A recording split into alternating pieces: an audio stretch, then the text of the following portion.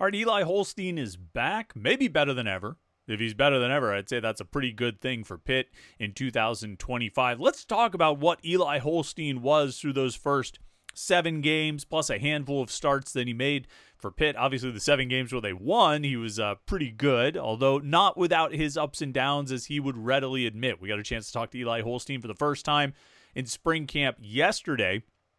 And Holstein himself admitted that he had a lot of inconsistencies despite that strong start, despite leading Pitt to a 7-0 opening to the season, that he had some inconsistencies and some struggles among some pretty exceptional play. Let's talk about both of those, the inconsistencies and the really good play. Let's talk about what Holstein has to improve on this season. Let's talk about how important he is to the 2025 season. Let's talk about Eli Holstein, Pitt football 2025. Pitt's going to have their starting quarterback back. How big is that for the Panthers, and what does that mean going forward? What should you expect out of Eli Holstein? What does Pitt need Eli Holstein to be? We're going to talk quarterbacks, specifically Eli Holstein, as you might have guessed, since I just said his name like 27 times here in the first 90 seconds. But it's all about Eli Holstein today, and maybe some other things that are important and relative and relevant, I should say, to Holstein and Pitt's offense here on the Wednesday edition of the Morning Pitt, youtube.com/Panther-Lair.com.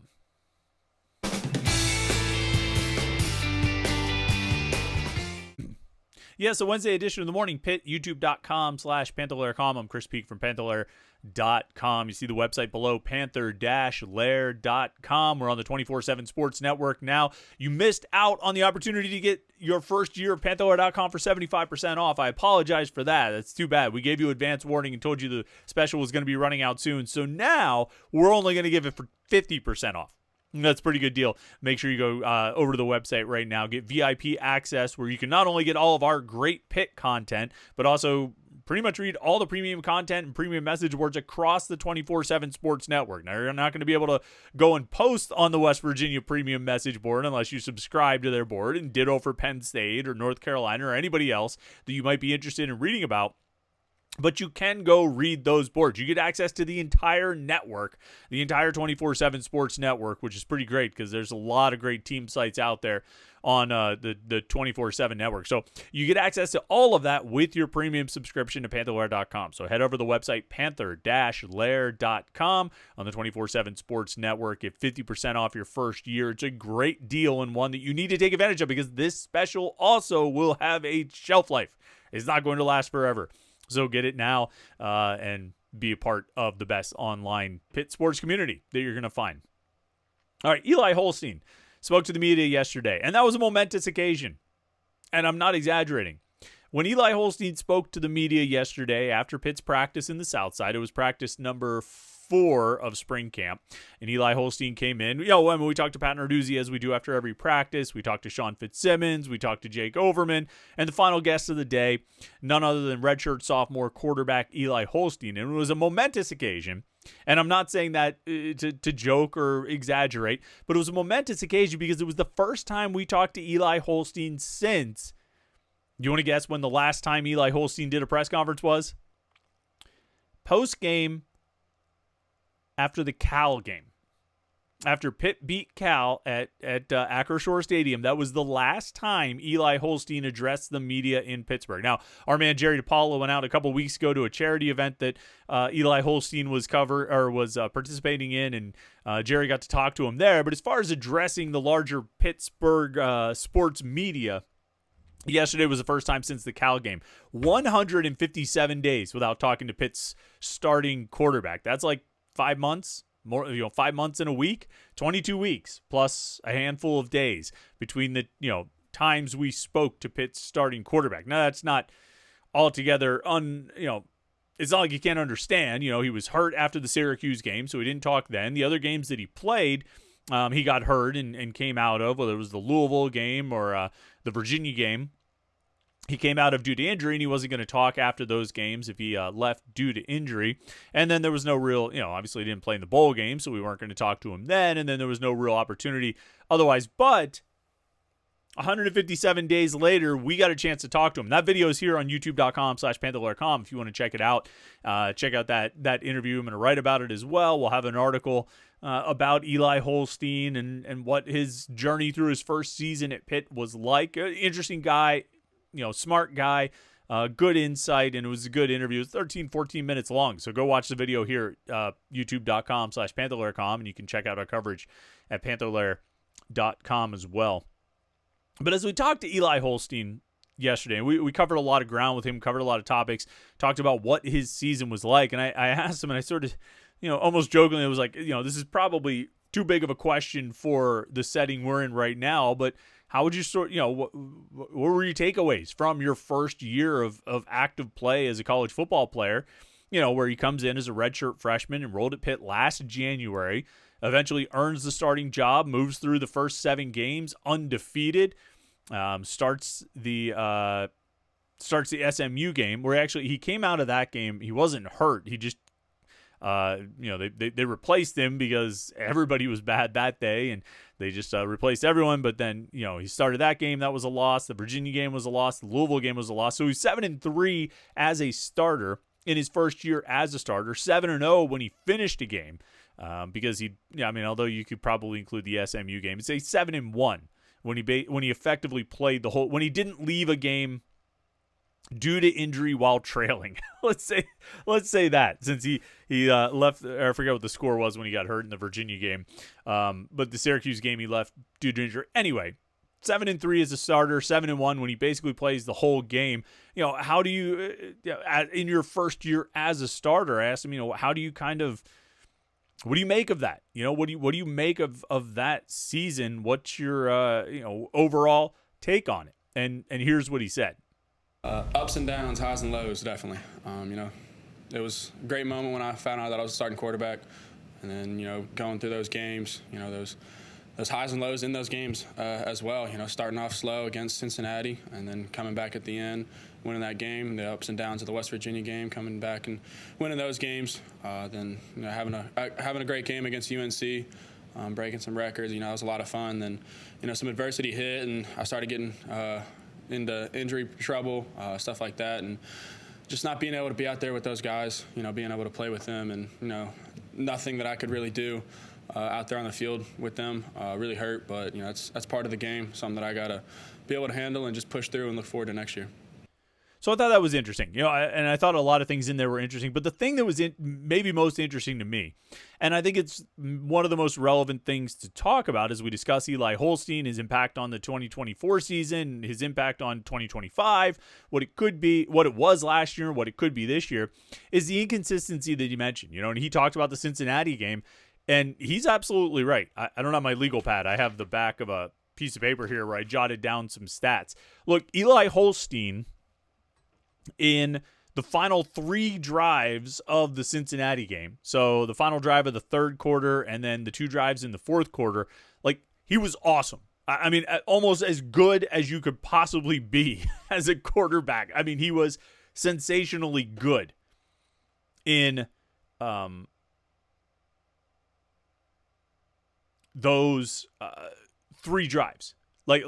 The best quarterback in the country. On those final 3 drives, he completed 12 of 14 passes for 202 yards and 3 touchdowns. He was sacked twice, but he also rushed 5 times for 38 yards. Think about those numbers again. And now, final 3 drives, they're down 3 touchdowns at the start of the first drive we're talking about here. So they're passing. Cincinnati knew Pitt was going to be dropping back, and still.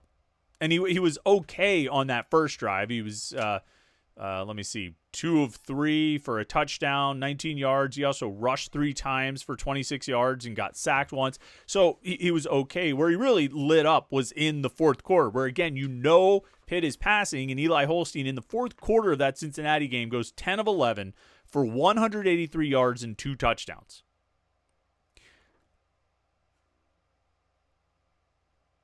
I guess it would probably be, so they won on a field goal. So I said final 3 drives. It would really be final 4 drives. 10 of 11 for 183 yards and 2 touchdowns.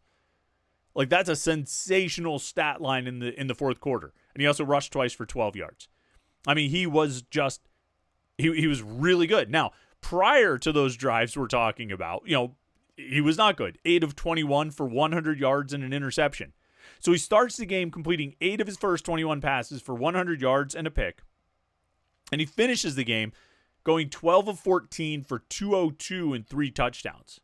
Like, that's sensational play. Like, that is excellent quarterback play. You are one of the best quarterbacks in the country when you play like that. West Virginia game, somewhat similar. Although not entirely. He was pretty decent throughout the West Virginia game. 16 of 23 for 200 yards and 2 touchdowns in the first 3 quarters. So he goes through the first 3 quarters. He's 16 of 23 for 200 yards and 2 touchdowns. That's pretty solid. You know what I mean? Like, that's pretty solid. I would say even good. I think that's a pretty good stat line. But in the fourth quarter, where it really mattered most, when he had to engineer a comeback, he goes 5 of 7 for 100 yards and a touchdown. He also rushed 6 times for 67 yards in the fourth quarter. So those 2 games combined, right? Cincinnati and West Virginia. Eli Holstein's fourth quarter stats: 15 of 18 for 283 yards, 3 touchdowns, 8 rushing attempts for 79 yards. 15 of 18 for 283 and 3 touchdowns in the fourth quarter of those 2 games combined. Awesome stuff. Like, awesome stuff. Really, really strong play. Really outstanding job by Eli Holstein to finish out those 2 games. And then the North Carolina game. Again, a really strong fourth quarter. He rushed for the touchdown to make it 31-24.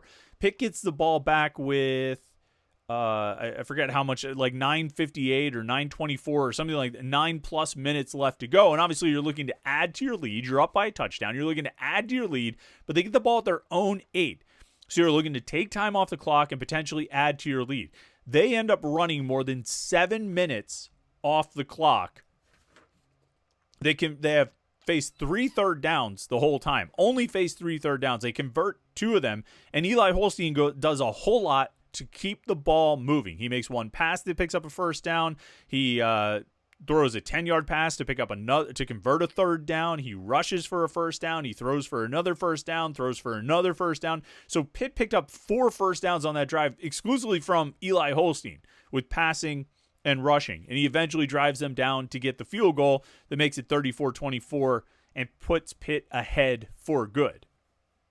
Now, of course, the big question, and one that I asked Eli Holstein, is when you look at the first 3 quarters of the West Virginia game, which, I mean, he was solid in, or, you look at the first 3 quarters or so of the Cincinnati game, up until that last drive of the third quarter where he was very much not good, 8 of 21 for 100 yards and an interception.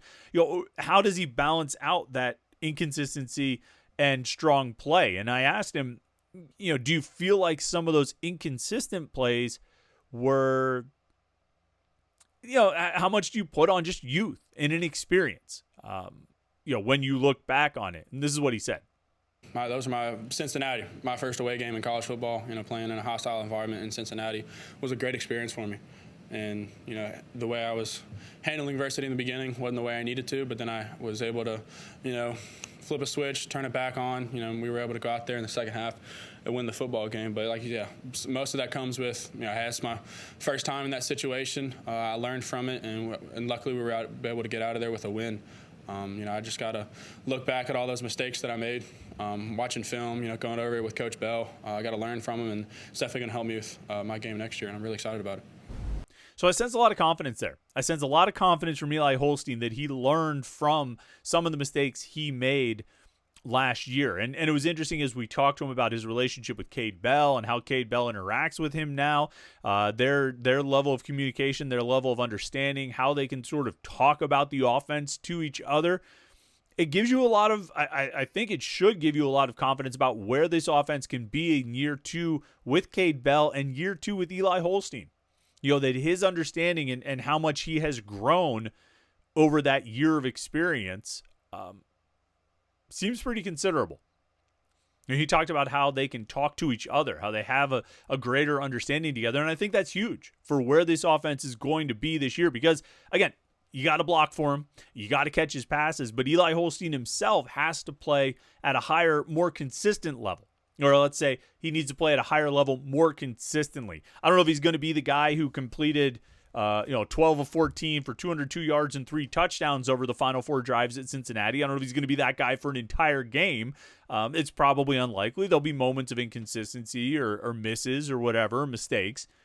But on the whole, he needs to take some big steps forward in terms of consistency. And I think having been on the field, having played as much as he did, having that experience of seeing what it looks like out there and getting a year of experience of reading defenses and understanding the concepts and being able to come into this spring not learning the offense for the first time, but having a whole year of knowing the offense under his belt. And he certainly makes it sound like he and Cade Bell are both at sort of an evolved state from where they were last year in terms of understanding and being able to execute and operate the offense, which would be huge. I mean, I think, again, you got to protect him.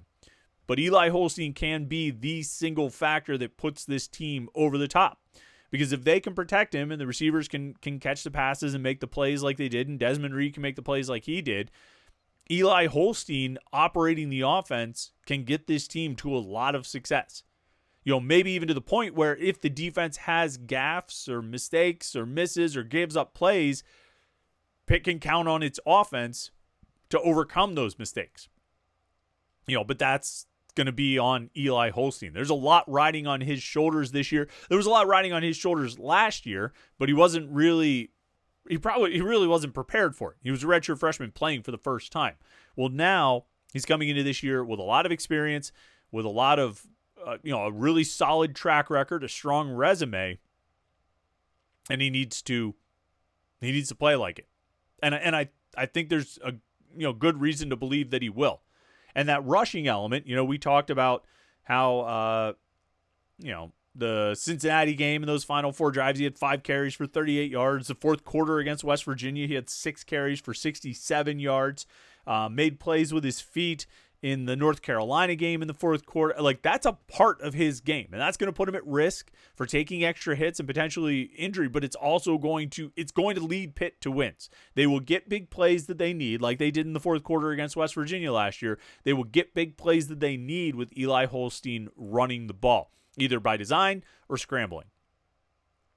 And I think that's a big part of his game, and I think that's one of the things that makes him so dangerous and will make him so dangerous this season. It puts him at risk, but it also makes him a real threat, which I think should help defenses lay off and potentially give Pitt more ways to attack downfield. So I think there's a lot to like about Eli Holstein's progress. I think there's a lot to like about the things Eli Holstein said yesterday. You should definitely check out the whole video. If you haven't, go look at youtube.com/Panther-Lair.com. And then don't forget, we have the live Panther-Lair show tonight. I can't wait. I'm excited to talk to you about Pitt sports. We'll talk about Pitt football. We'll talk Pitt basketball. We'll talk about everything going on in the world of Pitt sports right here at youtube.com/Panther-Lair.com, 8:30 p.m.